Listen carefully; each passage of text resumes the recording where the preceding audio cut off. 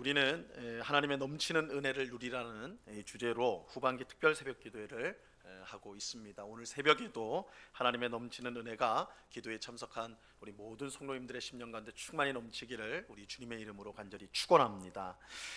오늘 읽은 본문은 하나님께서 우리에게 얼마든지 넘치는 은혜를 주실 수 있다, 이렇게 말씀하고 있습니다. 자, 오늘 본문을 우리가 다시 한번 읽어보도록 하겠습니다. 이 본문 같이 읽습니다. 시작. 하나님이 능히 모든 은혜를 너희에게 넘치게 하시나니 이는 너희로 모든 일에 항상 모든 것이 넉넉하여 모든 착한 일을 넘치게 하게 하려 하심이라. 하나님은 능히 모든 은혜를 우리에게 넘치게 하실 수가 있습니다. 그래서 우리가 모든 일에, 그리고 항상 언제나 또한 모든 것이 충분하게 충만하게 하실 수가 있어요. 하나님이 이처럼 우리에게 넘치는 은혜를 주실 수 있는 것은 하나님 자신이 넘치도록 충만한 분이시기 때문입니다. 우리는 하나님 자신이 넘치도록 충만한 분이라는 사실을 그의 창조와 구원과 또한 우리에게 장차 주실 하나님 나라를 통해 분명히 확인할 수가 있습니다. 오늘은 하나님이 우리에게 넘치는 은혜를 주시는데 그것이 하나님이 그런 분이기 때문에, 하나님이 넘치는 분이기 때문이다, 충만하신 분이기 때문이다. 그것을 세 가지, 창조와 구원과 하나님 나라를 통하여 우리가 오늘 살펴보도록 하겠습니다. 첫째로 하나님의 넘치는 충만함은 하나님의 창조를 통해서 우리가 확인을 할 수가 있습니다. 10년 정도 전에 제가 이제 청년들과 네팔이라는 나라를 방문하였습니다. 네팔에 갔는데 이제 그곳에 선교하고 있는 선교사님을 방문을 했어요. 그런데 그 선교사님은 시골에, 네팔이 세계에서 두 번째로 가난한 나라입니다. 굉장히 열악한 곳인데 거기서도 이 수도 카트만두가 아니라 아주 시골에 있었어요. 그래서 우리 청년들을 데리고 시골로 들어가는데 카트만두에서 그러니까 수도에서, 그 나라 수도에서 불과 20km밖에 안 떨어져 있는데 지금 서울에서 한 수원 정도 거리가 될까요? 12시간 걸려갔어요. 12시간. 6시간 버스 그 차를 타고 나머지 6시간은 차가 못 가가지고 걸어서 아침 8시에 출발해서 저녁 8시에 도착을 하였습니다. 근데 얼마나 거기 열악한지 몰라요. 딱 첫날 갔더니 전기가 나가버렸어요. 전기가 나가버리더니 우리가 가는 날 다시 돌아오더라고요. 그러니까 일주일 있었는데 내내 전기를 쓰지를 못했습니다. 수도 시설이 아예 없어요. 그래서 산에서 내려오는 물로 씻는 겁니다. 화장실도 마을에 딱 하나 있어요. 딱 하나.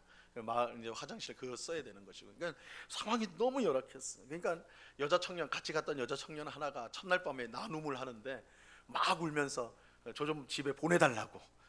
첫날인데 목사님 저 좀 집에 보내달라고. 12시간 걸려서 왔는데 바로 또 집에 보내달라고. 그 정도로 힘들었어요. 그래서 일주일을 하여튼 그렇게 열악한 곳에서 이렇게 이제 서울 아이들이 정말 고통 속에서 하여튼 보냈는데 선교사님이 그의 마음에 걸렸던 것 같아요. 너무 고생을 시켰구나, 서울 청년들.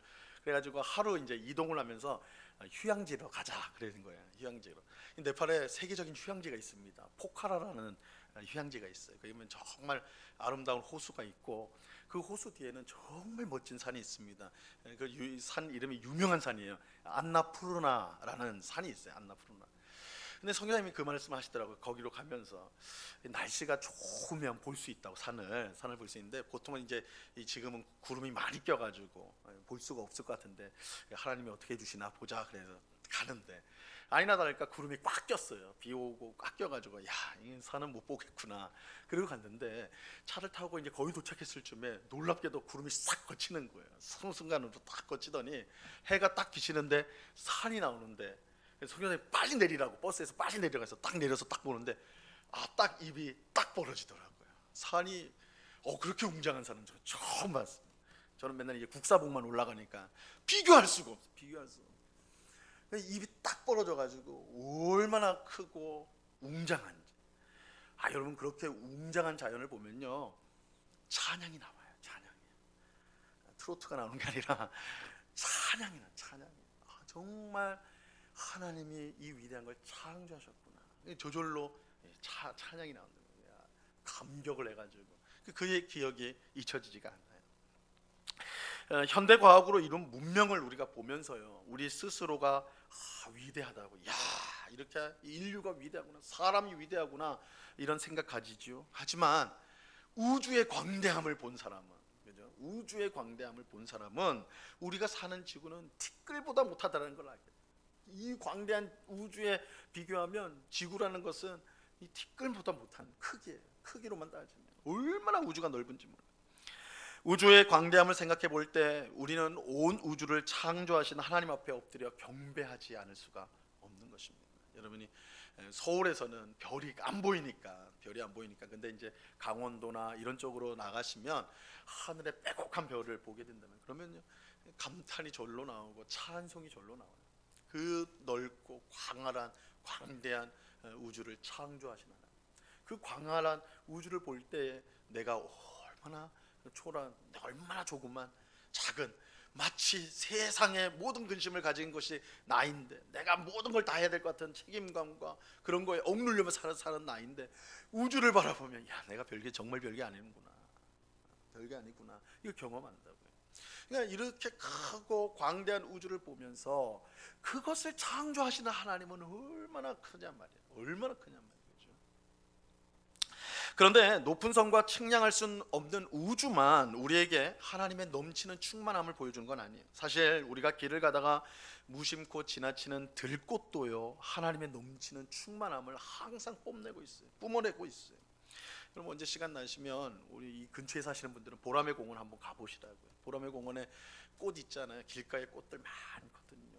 아주 이름 모를 조금 들꽃 같은 것도 많은데 한번 좀 시간 내서 한번 유심히 보세요. 큰 나무나 이런 것만 보지 말고 조그만 길가에 핀 누구도 잘 보지 않는 들꽃 같은 거 하나 잘 유심히 한번 들여다보세요. 그래서 막 뽑진 마시고 한번 보셔요. 그 색깔하고 그 모양이요 얼마나 놀라운지.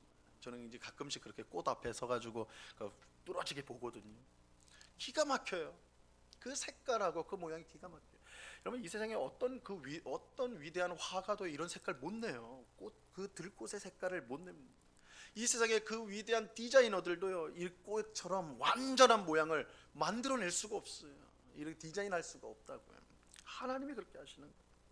여러분 들에 핀 작은 꽃이라 할지라도 하나님의 넘치는 충만함을 우리에게 보여줘요. 그래서 거대한 산이든지 광활한 우주라든지 반대로 아주 조그마한 들꽃이든지 이 모든 것들이 하나님은 넘치는 분이시다라는 것을 우리에게 보여주고 있는 것입니다. 자, 둘째로 하나님의 넘치는 충만함은 그의 구원을 통해서 우리가 확인할 수가 있습니다. 구약 성경에서 가장 위대한 구원 사건은 애굽에서 종살이하던 이스라엘 백성을 구출하여 약속의 땅 가나안으로 인도하신 것입니다. 이 사건을 우리가 출애굽 사건이라고 말하는데 이 출애굽 사건은요 성경 전체를 통틀어서 가장 위대한 구원 사건 중에 하나예요. 굉장히 구원 사건의 가장 뭐라고 할까요? 아주 그 뿌리가 되는 기본이 되는 사건이 이 출애굽 사건입니다.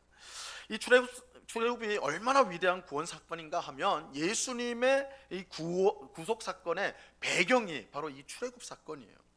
예수님은 십자가에 매달리기 전날 밤에 제자들과 식사를 하시죠. 그 식사가 무슨 식사입니까? 유월절 식사예요. 이 유월절 식사는 하나님께서 애굽에 있는 이스라엘 백성을 구출하는 출애굽 사건을 하기 위해서 마지막 10번째 내린 재앙과 관련이 있는 식사죠. 유월절 식사를 한 후에 이스라엘 백성들이 애굽에서 구원을 받게 되는 거예요. 예수님이 자기 제자들과 유월절 식사를 마지막으로 하셨다는 건 예수님의 십자가 사건이 출애굽 사건과 같은 구원 사건이다라는 것을 보여주는 거예요. 그리고 성경은 예수님의 십자가 죽음을 유월절 어린 양의 죽음과 연결을 시켜요. 이것은 예수님의 구속 사건이 이 출애굽과 굉장히 깊은 관련이 있다.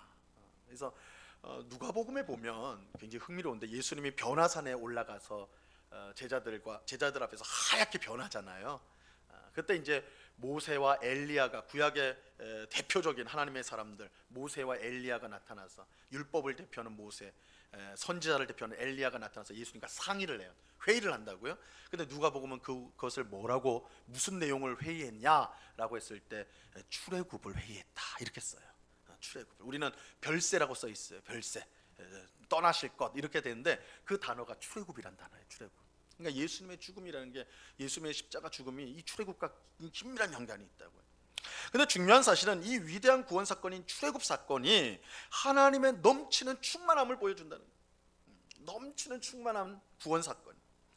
하나님이 구원하신 이스라엘 백성은 원래 어떤 상태에 있었습니까?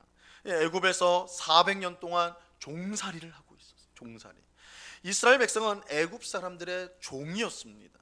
사실 이 종보다 더 비참한 상태는 없어요. 여러분, 현대를 살아가는 우리는 이 종이라는 것, 사극이나 역사물을 보면 종, 노예 이렇게 나오니까 참 비참했겠다, 이 정도 우리가 생각이지만, 우리가 조금만 깊이 생각하면 이 종으로 산다는 것, 노예가 된다는 것, 얼마나 비참한 건지 몰라요. 종은 분명 사람이죠. 근데 물건이에요, 물건. 돈으로 주고 살 수 있는 물건. 주인이 맘만 먹으면 언제든 때리고 짓밟고 얼마든지 할 수 있는, 죄책감이 없어요. 왜? 물건이니까. 사람인데 사람이 아니에요. 사람으로서 모든 걸 다 할 수 있죠. 여러분, 노예도 다 할 수 있어요. 공부도 할 수 있고요. 얼마나 똑똑한 노예도 많았어요. 힘이 센 노예도 많았어요. 사람이 할 수 있는 거 다 해요. 근데 사람이 아닌 것처럼 살아야 되는 게 종이에요. 사람이 아닌 것처럼 살아야 돼요. 여러분, 이것보다 비참한 존재가 어디 있습니까? 이게 이스라엘 백성의 원래 모습이었어요. 애굽에서 종살이를 했다. 이스라엘 백성이 그런 비참한 사람들이었다는 거예요. 비참한 존재. 근데 하나님께서 그런 비참한 종이었던 이스라엘 백성을 어떻게 하셨습니까? 구원하여 주셨죠. 그들을 그 종살이에서 꺼집어내셨어요. 너희는 더 이상 종이 아니야. 이제 자유를 얻었어. 자유인이야. 여러분, 이것만 해도 넘치는 은혜죠. 사람이 아닌 존재가 사람이 되었어요. 넘치는 은혜죠. 하지만 하나님은 여기에 그치지 않았습니다. 하나님은 종으로 비참하게 살던 이스라엘 백성을 구원하여서 자유인으로 만들었을 뿐만 아니라 한 걸음 더 나아가서요, 자기 소유로 삼고 자기를 섬길 제사장 나라로 세우며 또한 세상 가운데 거룩한 백성이 되게 하셨습니다.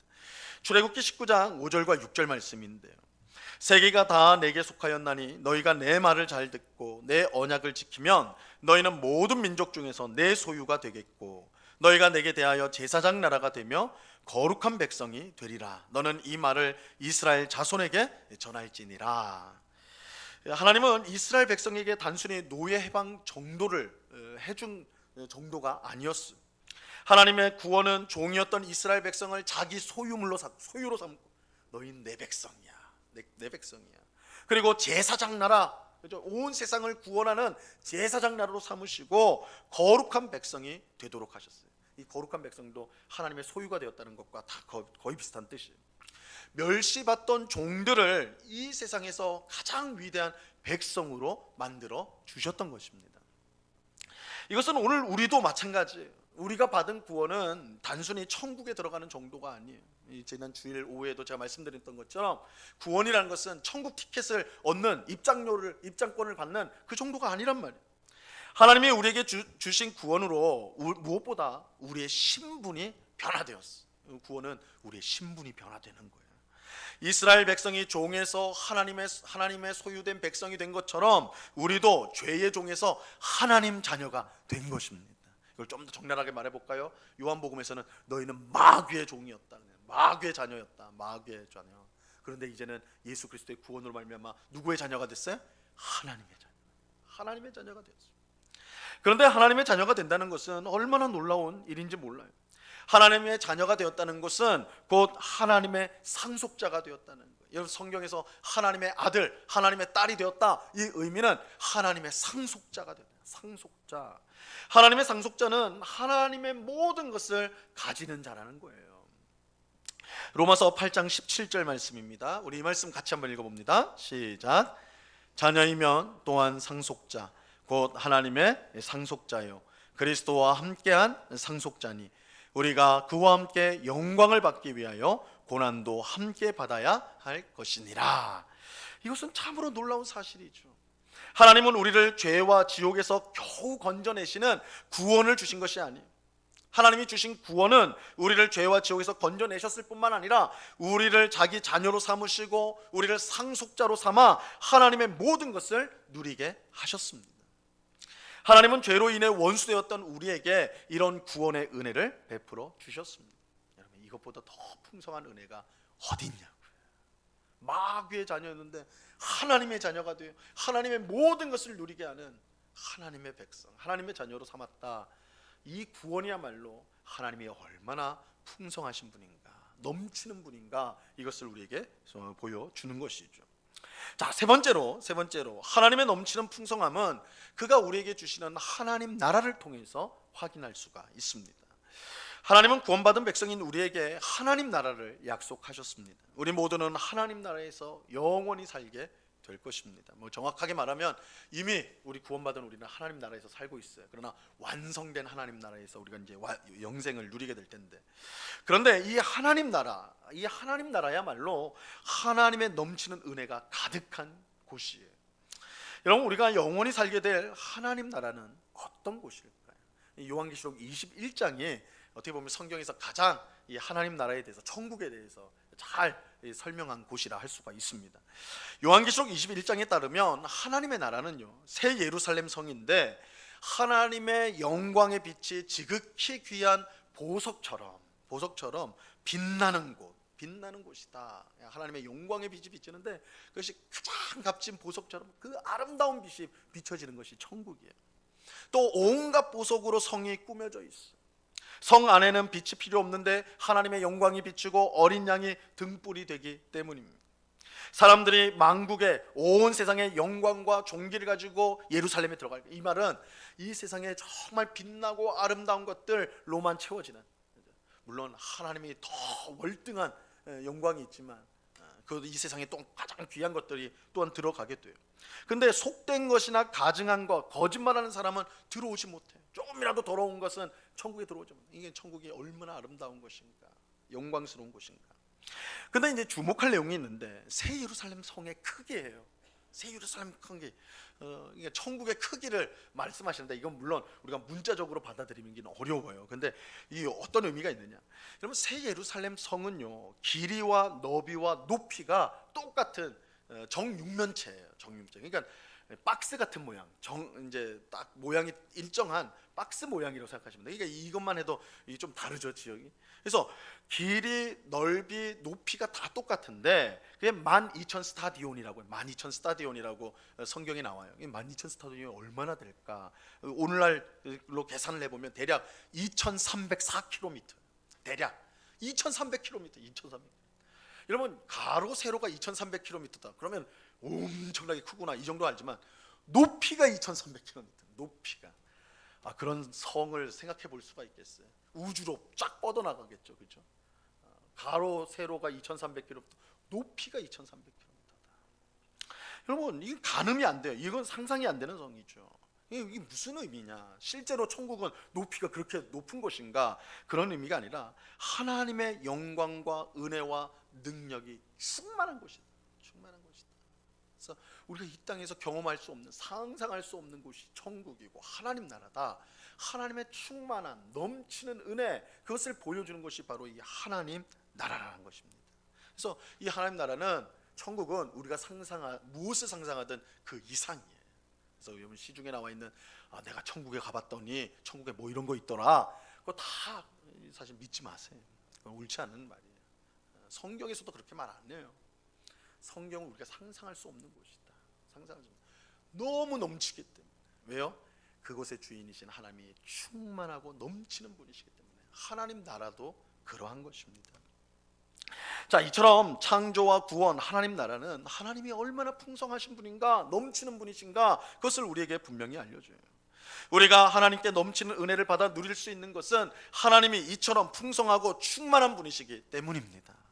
여러분, 우리가 하나님의 넘치는 은혜를 누리라는 주제로 모였는데, 우리가 하나님의 넘치는 은혜를 누릴 수 있는 건 하나님 자신이 이처럼 넘치는 분이시기 때문에 그래요. 그분은, 하나님은 충만한 분이세요.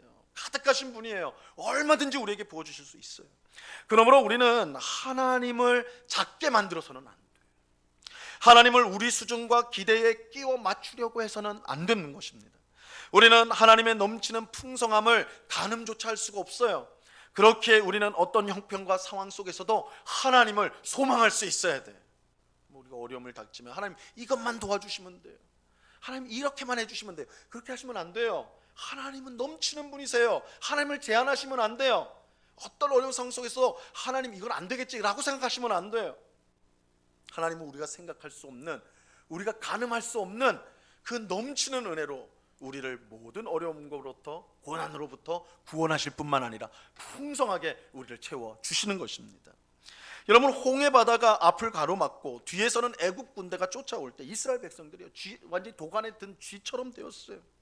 하지만 모세는 넘치는 은혜를 베푸시는 하나님을 바라보았고 그와 그의 백성은 바다를 가르시고 건너가게 하시는 하나님의 넘치는 은혜를 경험하였다고요. 여러분, 누가 생각할 수가 있겠어요? 바다를 가르고 그곳을 건너가게 하는 것은 하나님의 넘치는 은혜가 이런 거예요. 우리가 상상할 수 없는 일들을 행하세요. 죽은 나사로의 동생들인 마르다와 마리아가요, 뒤늦게 온 예수님을 보면서 예수님이 조금만 일찍 오셨다면 우리 오빠가 죽지 않았을 텐데 펑펑 울었어요. 이때 예수님은 그들에게 믿음을 요구하셨어요. 믿음을 요구하셨어요. 그들의 예수님을 믿음 가운데 소망하면서 바라볼 때에 무덤 속에 있던 나사로가 예수님이 나사로야 나오라 할 때 죽은 나사로가 나오는 놀라운 역사, 가늠할 수 없는 그런 풍성한 역사가 일어나게 된 것입니다. 이 하나님의 역사라는 것은 우리가 가늠할 수가 없어. 우리가 그것을 제한할 수가 없어. 하나님의 넘치는 은혜, 넘치는 역사, 그것이 하나님께서 우리 가운데 행하시는 일인 것입니다. 하나님은 풍성하고 충만하신 분이세요. 하나님의 넘치는 은혜 앞에 우리를 절망하게 할 수 있는 것은 이 세상에 없습니다. 우리가 넘치는 은혜의 하나님을 바라볼 때에 어떤 어려움과 고난 속에서도 우리는 소망을 가질 수가 있는 것입니다. 우리는 가난해도 하나님은 부요하세요. 우리는 약해도 하나님은 강하세요. 우리는 부족해도 하나님은 충분하세요. 우리가 이런 사실을 믿고 우리가 하나님 앞에 나가야 되는 것입니다. 오늘 우리 모두가 우리 자신이 아닌 하나님을 바라볼 수 있기를 간절히 바랍니다. 풍성하고 충만하여 넘치는 은혜를 주시는 하나님을 우리는 소망해야 하는 것입니다. 그럴 때에 우리는 우리의 모든 어려움들을 이겨내고 넘치는 은혜를 누리며 하나님께 영광을 돌리는 그런 삶을 살아가게 될 것입니다. 이 은혜가 이 새벽에 주님을 간절히 바라보는 우리 모든 성도들에게 충만히 임하기를 우리 주님의 이름으로 간절히 축원합니다.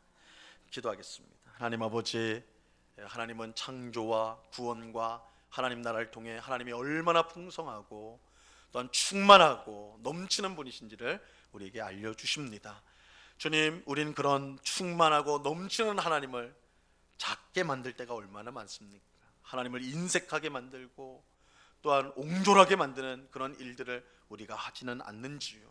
주님, 우리는 우리의 상황과 형편에 따라서 하나님을 제한하는 그런 불신앙의 모습을 가지지 않게 하옵시고 오히려 홍해를 가르시고 죽은 나사로를 불러내시는 그 능력의 주님, 충만한 능력의 주님을 온전히 소망하는 저희들 되게 하여 주시옵소서. 나의 영혼아 잠잠히 하나님만 바라라. 나의 구원이 오직 그에게서 나오는도다. 이 믿음으로 이 땅을 살아감으로 넘치는 하나님의 은혜를 충만히 누리는 모든 주의 백성이 될 수 있도록 은혜를 내리워 주시옵소서. 감사하오며 예수 그리스도 이름으로 기도드리옵나이다. 아멘.